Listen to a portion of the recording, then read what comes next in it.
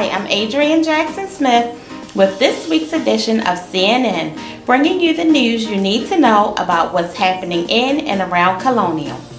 We are still collecting donations for this year's Thanksgiving basket giveaway.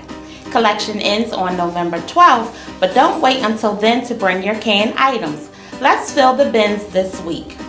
Also, if you know of a family in need, there's still time to contact the church office and add their names to the list. We will be taking names through November 5th. See Deacon Clarence Smith or Reverend Cecil Cunningham for more details. This afternoon at 3 p.m. is our annual Fall Fest. Bring your children up to age 12 for an afternoon of fun. Please, no costumes. See Christina Alexander if you'd like to volunteer or provide candy for this event.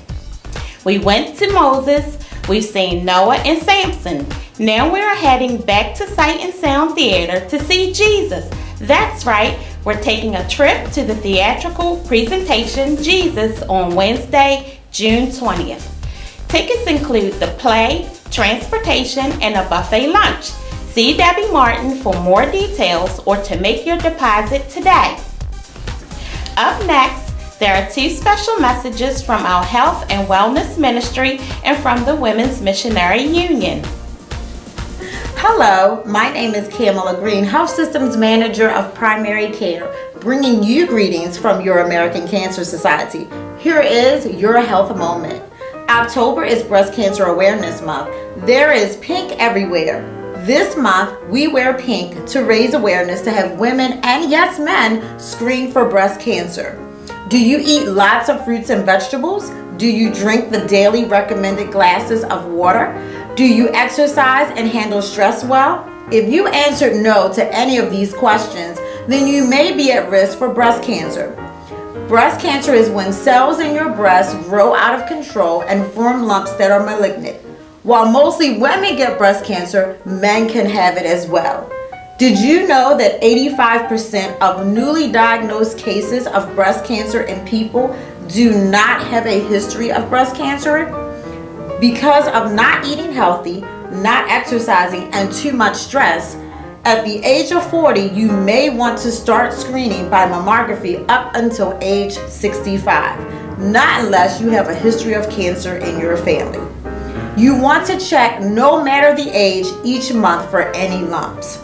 In closing, remember 3 John, 1st chapter, 2nd verse. Beloved, I wish above all things that you may prosper and be in good health, even as your soul prospers. The Baptist Women's Day of Prayer is held every year on the first Monday of November in 130 countries as Baptists unite in prayer. We usually pray for the needs of the 7 continental unions representing 238 national Baptist women's organizations from 138 countries and the work they are doing along with the struggles they carry. The prayer needs of each union are listed in the brochure that will be distributed. On November the 6th, WMU will lead a prayer service in the chapel at 7 p.m. where all are invited to attend.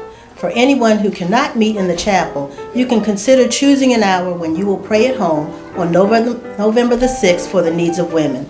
The chapel will also be available for private prayer from 8 a.m. to 7 p.m. For more information, please contact Hazel Drummond.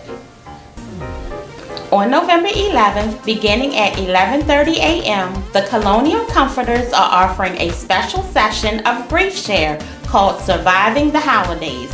This session offers practical suggestions on how to deal with the loss of a loved one during what can be the toughest time of year.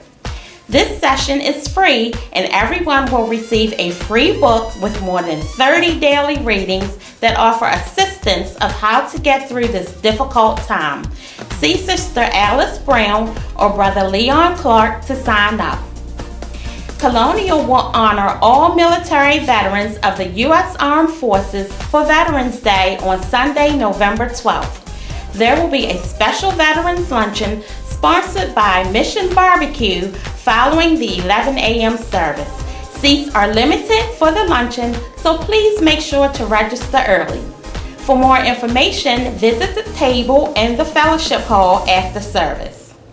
Up next is this week's Missions Minute.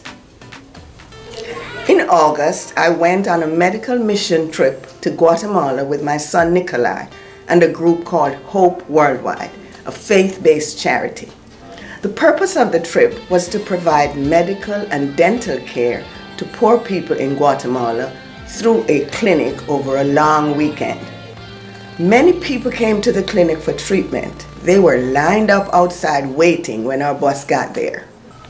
I was assigned to work as an interpreter for the chiropractor, Dr. Terry Susi, and I worked with her Friday and Saturday.